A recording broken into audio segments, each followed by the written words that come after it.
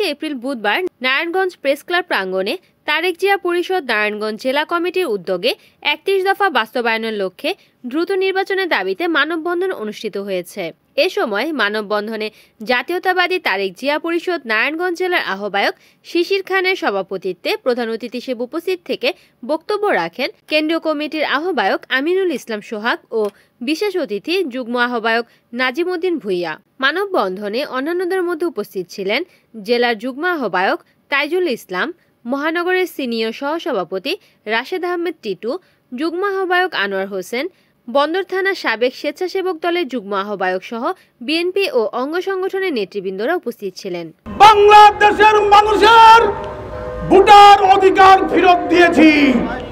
প্রিয় সংগ্রামী সাথী বন্ধুগণ, আপনারা জানেন এই বাংলাদেশের মধ্যে দিনের ভোট কখনো আর রাতে কাটবে না। প্রিয় সংগ্রামী সাথী বন্ধুগণ, তারেক রহমান সাহেবের দিক নির্দেশনায় 31 দফার দাবিতে সারা বাংলাদেশে দ্রুত নির্বাচনের দাবি জানাচ্ছি। প্রিয় সংগ্রামী সাথী বন্ধুগণ, আপনারা জানেন এই খুনি হাসিনার সরকার আপনাদের আওয়ামী লীগের নেতা কর্মীকে রেখে ভারত যেভাবে পালিয়ে গিয়েছে, বাংলাদেশে আর খুনি হাসিনার স্থান হবে না। প্রিয় সংগ্রামী সাথী বন্ধুগণ, আমি আবারও দাবি জানাচ্ছি দ্রুতভাবে বাংলাদেশে সুষ্ঠু, অবাধ, নিরপেক্ষ একটি নির্বাচন চাই সারা বাংলাদেশের জনগণ। প্রিয় সংগ্রামী সাথী বন্ধুগণ, কিছু কথা বলতে চাই। ডক্টর ইউনূস সাহেব, আপনি শিক্ষিত মানুষ, আপনার প্রতি আমাদের শ্রদ্ধা, ভালোবাসা, সম্মান সবকিছুই অব্যাহত আছে। এ দেশের মানুষ আপনাকে পছন্দ করে, এ দেশের মানুষ আপনাকে ভালোবাসে। সেই স্বার্থে বলে, যেহেতু আপনি একজন শিক্ষিত মানুষ, যেহেতু আপনি এডুকেটেড উইদাউট ইলিটারেট পারসন, সেহেতু আমরা নিশ্চিত it's really so that I am sure আপনি এই দেশের মানুষের মনের আশা পূরণ করবেন।